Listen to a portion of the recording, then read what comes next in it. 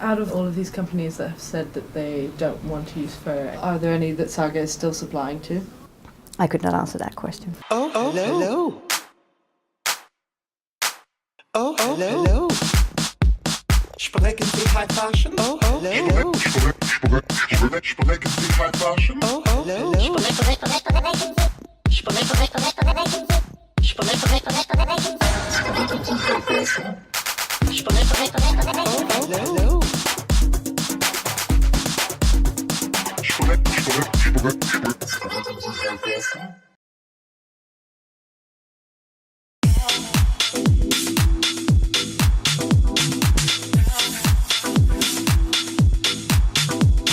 Hi, I'm Pally Castle, and you're watching Where's the Fashion?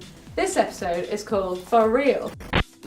On March 28th, dozens of furriers protested the newly introduced fur ban in New York that is said to put 1,100 people out of jobs, costing New York City over $3.3 billion in revenue over the next 10 years. With various fashion houses opting to ban fur, it's said that PETA, also known as the animal rights activist group and fashion world's bête noire, has had an effect on the fashion industry. Brands that have banned fur include Chanel, Burberry, Coach, Versace, Michael Kors, the Yoox brand, which is Net-a-Porter, Gucci and more. And now, with two of the world's leading fashion institutions, Parsons and Antwerp, imposing a ban on fur, and the impending restriction to hit leading fashion institution Central St. Martin's, certain hypocrisies arise between fake fur, which is essentially made up of synthetic fibres, not to mention the extreme chemicals used for dyeing and softening of these fibres, and real fur, which companies like Saga and Copenhagen Fur are attempting to source as sustainably and ethically as possible. In this episode, I'll be investigating into the hypocrisy surrounding the fur debate, and I'll be speaking to fur dealers, furriers, designers and students and institutions like Central St. Martin's. I spoke to and she just said that there has to be so much research put into it, and especially why I don't want to use faux fur. But it's like, if I had more time, then 100% would do it. Well, she didn't say it, but basically it's kind of the situation where if I do use fur, then I probably wouldn't get into pressure. And it's a shame. Faux fur, like that's so bad for the environment. Whereas all this fur, real fur, it comes from nature. It's the most sustainable way of actually using fur, you know, it's crazy. And so how long did that take to make? So because I was learning and this was done on my internship, I did it for the course of maybe 2 months or something. The lining has to be hand sewn completely. Like, it's just such an art. It's so different to making real clothes.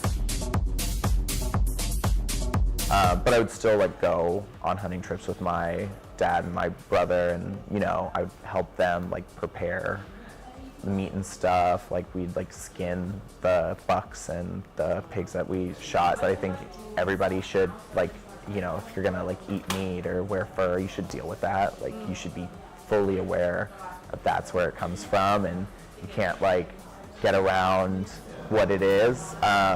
So like I never had that problem with like fur and stuff. I dabbled in taxidermy because, you know, when we went hunting, my dad would always get a trophy mounted, like almost like at least once a year. I've just always been advised, like, you know, be careful, like you don't want to like ruin your chances for something, or that's like what always like seemed like the underlying thought. It's like, oh, you know, just like be careful. When I was at Saga, it was like pretty glossy how they talked about like everything else. Like, we're going to talk about farms for a few minutes, we're going to talk about auction, we're going to talk about all of it just for a little bit, because that was mostly focused on us like creating. They actually ever mention the actual animal? They do. They're pretty, yeah, they're like pretty good at like not directly referencing it. In that, yeah, it's just like you can't really do that anymore. Like, people, like, even if it's faux fur, people are like, hey, and it's like, it's fake, I swear. And it's like, okay, like, you have to prove it though. Correct me if I'm wrong. Like, as far as I know, like tanning leather is more destructive than tanning fur, because like in leather they use chrome. I'm here with Valentin Devriese. So we're on a boat today and we're about to go in and see his house and interview him about fur and his collection. in comparison, Paris and Milan, for example, has always been more about traditional luxury. My opinion is that luxury, it's all about people it's all about distinction. So basically wearing something that other people couldn't afford. And that's why I really don't understand how a luxury client would buy a fake fur coat that any woman could buy. Especially that fake fur nowadays is getting better. It's getting better in terms of touch and weight and how does it look. But it's really still not like fur. Like you could really tell the difference. And for example, like I've seen, for example, Givenchy did that big collection where there was literally a fur cone once every 2 looks, but it was all fake. And I went to the store and I've touched one of them and it was like, I mean, it was disgusting. I would never pay that price for that quality fabric. That's why we all know that, for example, Louis Vuitton doesn't really show fur on the shows, but they have 6 collections of furs every single year. The permanent ones, the one that goes with the collection, the pre-fold, blah, blah, blah, just because they have clients for it. I was talking with the fur designer at Louis Vuitton and she was telling me that they were going low-key in fur, talking about mink, fox and things, but all the shearling was going crazy. She's never done that many shearling coats in her life, so it's the kind of like hypocrisy about it, because yeah, mink is not okay, but killing a goat is fine. Okay. But at least, for example, Chanel did the whole thing, saying that basically they wouldn't use any animal products that are killed only for the skins. I wouldn't ask Stella McCartney to use fur because it's all in her identity, and she does the whole thing completely. What annoys me is when people do the thing like halfway. After looking into the looming fur bans and speaking to young designers about the matter, I decided to investigate further and get some insight from high-end industry names, including one of the largest fur suppliers, Saga Furs, and leading multinational luxury goods company, LVMH, about the issue. So obviously you work for LVMH. You know, there's a lot of issues with fur and sustainability now. Many of the brands that belong to LVMH have opted to not use fur anymore, but some of them, not all of them.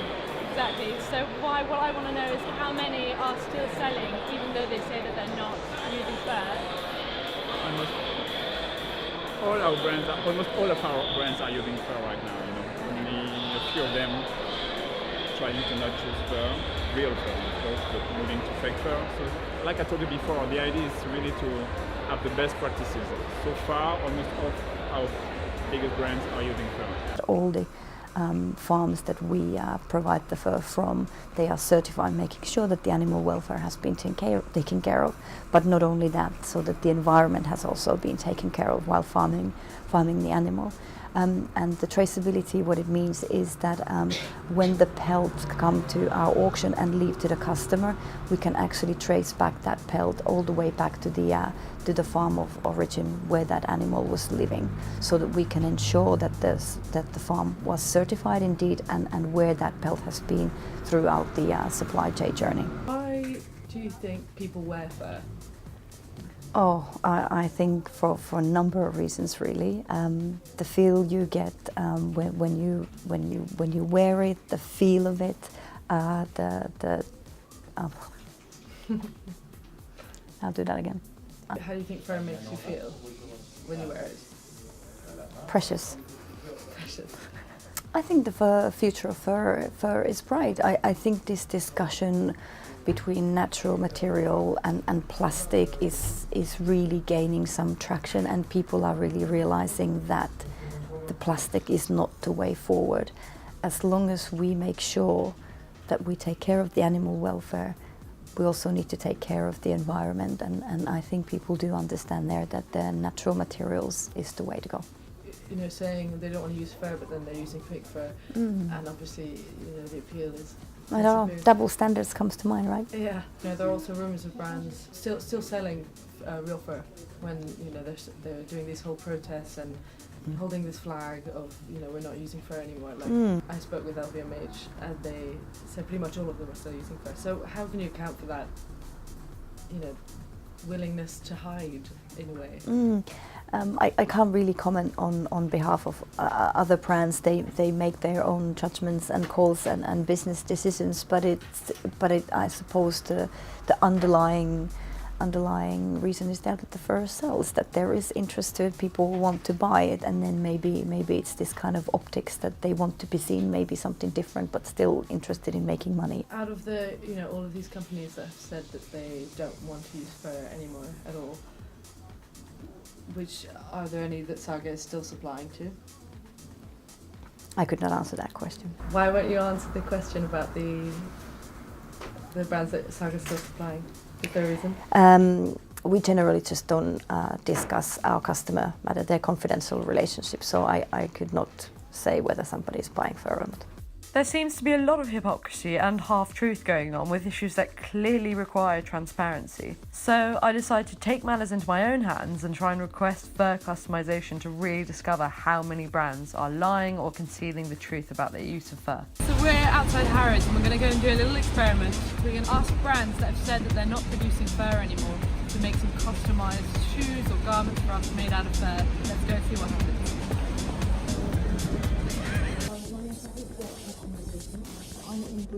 Only in boutique for customization. Okay.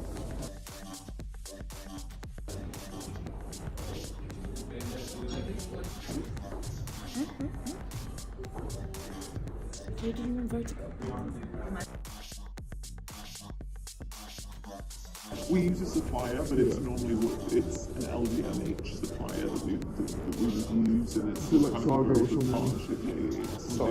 Yeah, we don't know exactly what it is. It's not told to us. I mean, probably someone much more senior to me. We just know that it's very ethical. Are they selling the first aid? Yeah. In Harrods we do. Yeah, it's everyone goes. Lead time is around 5 months, so now it's April. It'll be ready in time for winter, basically. So these are some of the gilets that we have in the name. Did you have a preference on fur that you like? Something that is also really beautiful is the astrakhan. That's also a little bit rare, especially like the shorter the fur. This is a little bit more traditional. The picture doesn't do them justice. It's a shame that we don't have the samples anymore to show you, but in real life they are very, very breathtaking. So do you get doing made to order? Yeah, we do quite a lot of people. I mean, especially in Harrods, because it's the fur lover's paradise. I'm gonna get some more water. Just having a finger with it.